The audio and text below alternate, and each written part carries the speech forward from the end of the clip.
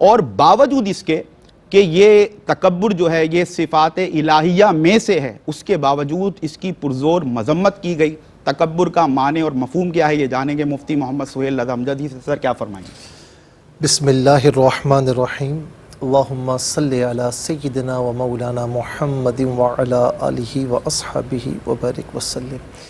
جی قبلہ بڑا اہم موضوع ہے اور معاشرے میں ہر دوسرا شخص اس کا شکار نظر آتا ہے۔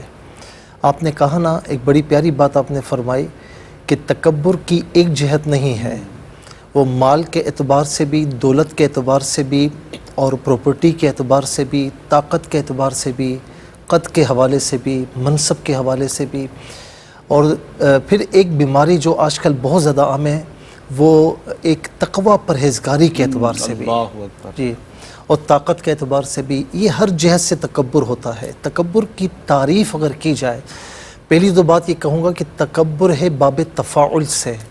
تفاعل میں یعنی یوں سمجھ لیں، ایک ہوتا ہے مریض۔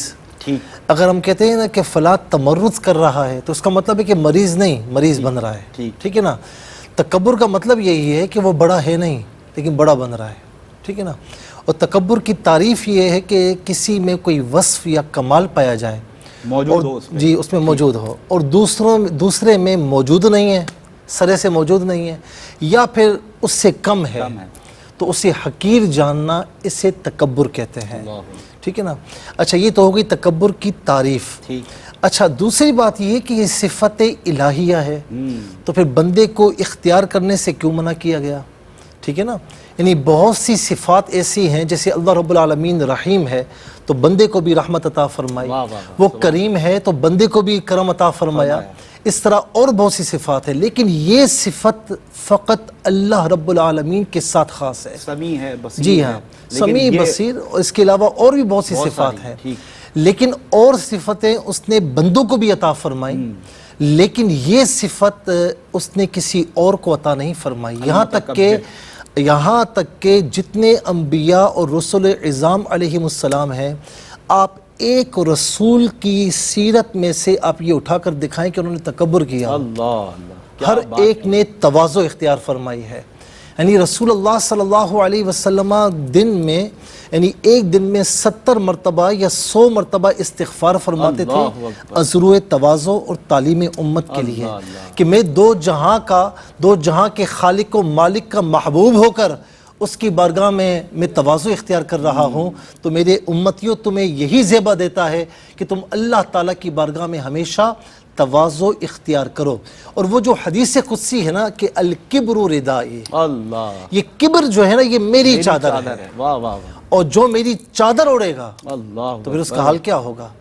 اچھا، بندے کا کام تکبیر کہنا ہے، تکبر کرنا نہیں ہے۔ اللہ کیا بات، وہ تکبیر پڑھتا رہے، اللہ تعالیٰ کی بڑائی بیان کرتا رہے۔ کیا خوبصورت فرمایا قرآن کریم میں ہے نا کہ ما اصابک من حسنۃ فمن اللہ، یہاں پہ بھی تواضع ہے نا کہ اے میرے بندے، تجھے جو اچھائی پہنچے نا اپنی طرف منسوب نہ کرنا، اسے اللہ کی طرف منسوب کرنا۔ من فضل ربی، جی، وما اصابک من سیئۃ فمن نفسک، تجھے کوئی برائی پہنچتی ہے تو اسے پھر کسی اور طرف منسوب نہ کرنا۔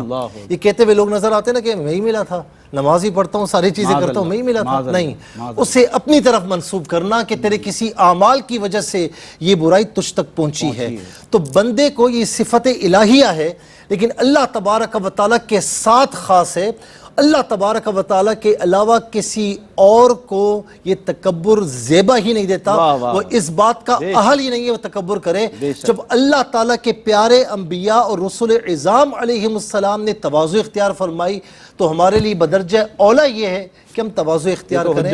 جی، اور آپ دیکھیں نا کہ شیطان نے تکبر کیا نا، شیطان نے، فرعون نے، حامان نے، قارون نے، سب نے تکبر کیا، تو شیطان کو کیا ہوا؟ فَاهْبِطْ مِنْهَا، نکل جائے یہاں سے۔ کسی مقام پر فرمایا فَإِنَّكَ رَجِيمٌ، تو مردود ہے، تو مردود ہے۔ اور حضور نبی کریم صلی اللہ علیہ وسلم نے فرمایا کہ جس کے دل میں رائی کے دانے کے برابر بھی تکبر ہوگا، فرمایا کہ روز قیامت اس کی پکڑ ہوگی۔ تو یہ ہمارے لیے کافی ہونا چاہیے۔ اللہ اکبر، جزاک اللہ مفتی صاحب، بہت آسن کلام۔